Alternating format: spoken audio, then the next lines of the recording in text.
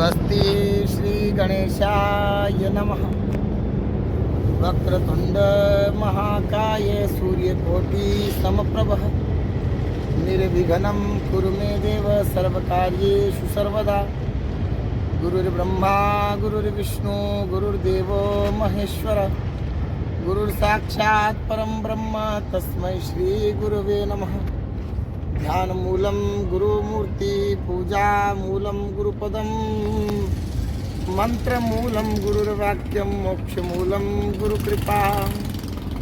बोल वृंदावन बिहारी लाल की जय हो। श्री सद्गुरुदेव भगवान की जय हो। श्री प्रयागराज धाम की जय हो। परम मंगलमय प्रातपुर अखिलेश्वर आकारण करुणा वर्णाले भक्तवांछात कल्पतरु षडद्वित विनिंदित पीताम्बरधारी भगवान। देखिए, तीर्थों के राजा प्रयाग हैं। तीर्थों के राजा प्रयाग है। प्रयाग और तीर्थों के जो गुरु हैं वो पुष्कर जी हैं। पुष्कर जी। तीर्थों के गुरु हैं पुष्कर जी और तीर्थों के राजा हैं प्रयाग। प्रयाग। और आप हम सब मिल करके आज इस लाइव वीडियो के माध्यम से आज इस प्रयाग की भूमि से हम लोग इस सत्संग चर्चा को श्रवण कर रहे हैं। तो भगवान की असीम अनुकंपा के द्वारा बड़े बड़े अनंत जन्मों के जब पुण्य उदय होते हैं, उस मनुष्य को कई जन्मों के पुण्य जब उदय होते हैं तब तीर्थराज प्रयाग के दर्शन करने का सौभाग्य प्राप्त होता है। इस तीर्थराज में बैठने का, भजन करने का सौभाग्य प्राप्त होता है, संतों के दर्शन करने का सौभाग्य प्राप्त होता है। तो तीर्थराज प्रयाग में हम लोग इस तीर्थ नगरी प्रयागराज से आप लोग सभी का, समस्त देशवासियों का स्वागत अभिनंदन करते हैं। तो तीर्थराज प्रयाग में इस 2025 के महाकुंभ के शुभ अवसर पर आप सबको तीर्थराज की नगरी से खूब ढेर सारा आशीर्वाद, खूब मंगलमय कामनाएं। बोलिए वृंदावन बिहारी लाल की जय हो। सद्गुरुदेव भगवान की जय हो। तो तीर्थराज प्रयाग जिस प्रकार से देवासुर संग्राम हुआ, बाद में उससे पहले समुद्र मंथन हुआ। देखिए, भगवान वामन ने अवतार लिया। वामन अवतार लेने के बाद ये सब 3 पग भूमि में पूरी पृथ्वी को नाप लिया और फिर वह आगे चल करके देवासुर, देवों और असुरों का संग्राम हुआ। श्री भागवत जी में देवासुर संग्राम हुआ तो बाद में समुद्र मंथन की तैयारी हुई। तो समुद्र मंथन जब हुआ, समुद्र मंथन में देवता और दैत्य दोनों तरफ हो गए। एक इस तरफ दैत्य हो गए, उस तरफ देवता हो गए। तो सर्वप्रथम जब समुद्र मंथन हुआ, अब वो मंदराचल पर्वत ही नहीं, जो है मंदराचल पर्वत को जो है मथानी बनाया गया और वासुकी नाग की रस्सी बनाई गई और समुद्र मंथन चल रहा था। भगवान ने यहाँ कच्छप अवतार रखा। बोलिए कच्छप भगवान की जय हो। तो कच्छप के ऊपर जो है मंदराचल को स्थापित किया भगवान विष्णु ने।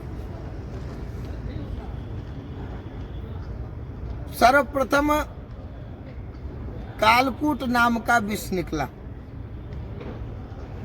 एक एक करके जो है 13 रतन निकल गए।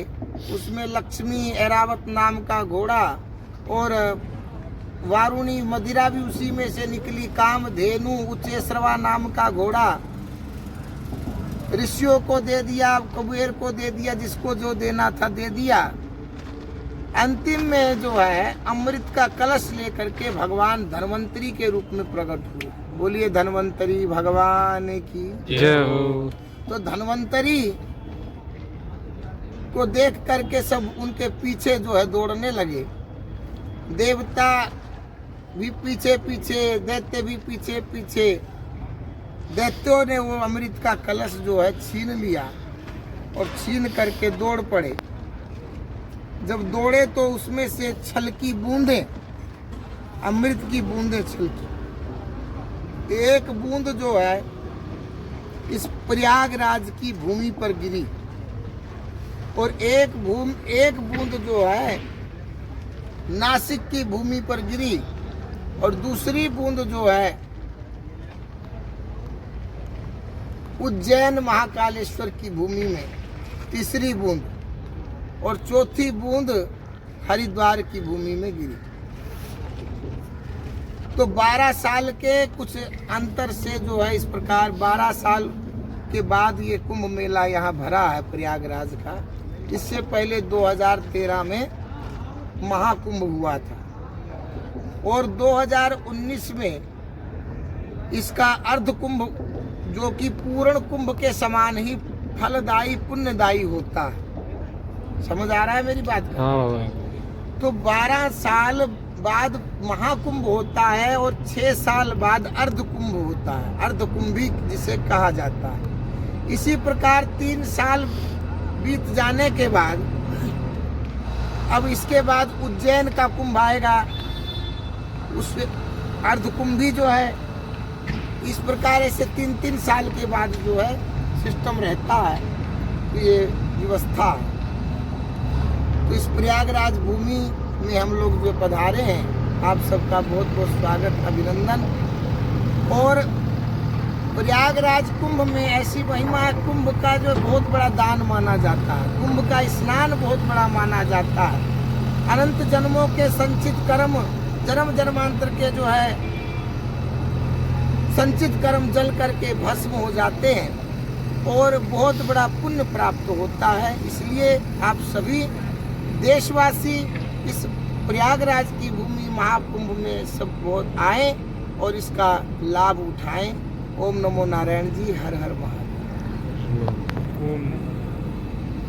स्वस्ति श्री गणेशाय नमः। वक्रतुंड महाकाय सूर्यकोटि समप्रभ निर्विघ्नं कुरु मे देव सर्वकार्येषु सर्वदा। गुरुर्ब्रह्मा गुरुर्विष्णु गुरुर्देवो महेश्वरा। गुरुर्साक्षात् परं ब्रह्म तस्मै श्री